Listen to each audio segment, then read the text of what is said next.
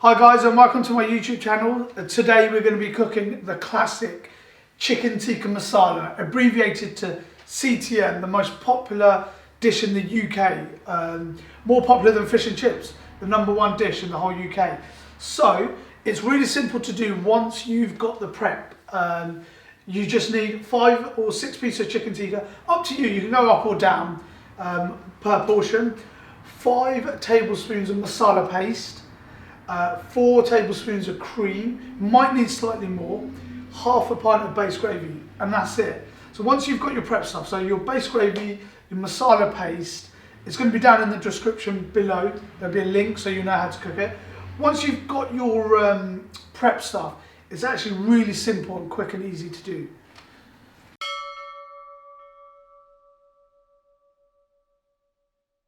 So we're ready now to make the masala.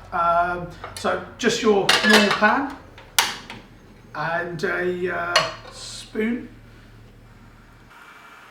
Just going to cut the chicken into adequate sizes. So that's the breast chicken. Just going to cut it in.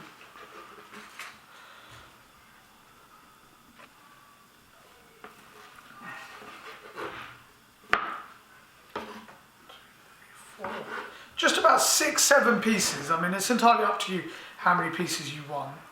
I'm just going to do about 7 pieces.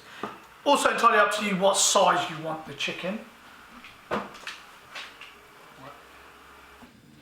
So we've got our masala paste here, which I've shown you how to make.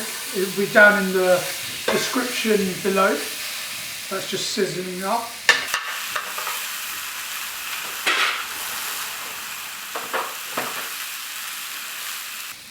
Then we have our single cream. You can put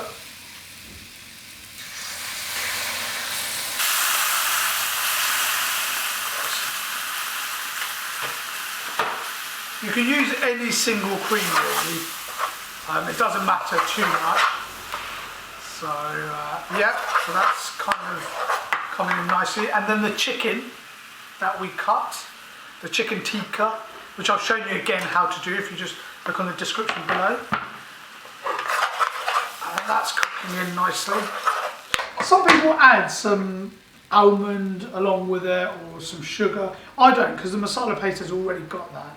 But you know, other places they'd add almond or sugar. If it's not sweet enough, by all means just add a little bit more sugar. Okay, so now it's a little bit melted. The paste is melting slightly, and the chicken is kind of coated with the masala sauce now. Now you're ready for your base gravy, and it's as simple as that. 3 steps. Once you've got all the prep stuff, it's your chicken, cream, masala paste, and your base gravy, and it's fine after that. And it's fine after that. That's okay. So it's ready. It's bubbling up. I'm giving it, as you can see, it's quite liquidy because of the cream and the almond. I do a little bit less than a normal curry. And then it's just a case of mixing it, making sure the chicken is cooked. But yeah, on service, this is how simple masala is. It's our biggest, most selling curry, so we need to make it simple to come out on service. I'll let that cook for a bit. So as you can see now, it's really melted in, the paste, the cream, the gravy is really cooked in nicely. The sauce is nice and thick. What you don't want to do is have a runny sauce. If it's runny, add a bit more masala paste. If it's too thick, you've added too much masala paste, add some base gravy or cream, and that will thin it out a little bit. So you want to look like your chicken is cooked. That's the main thing. Yep, so my chicken's nice and soft, and your sauce is not too thick, not too runny. And then you're pretty much, after that, you're ready to go. So now I can actually get it down. So here, nice chicken tikka masala, invented in Scotland, I believe.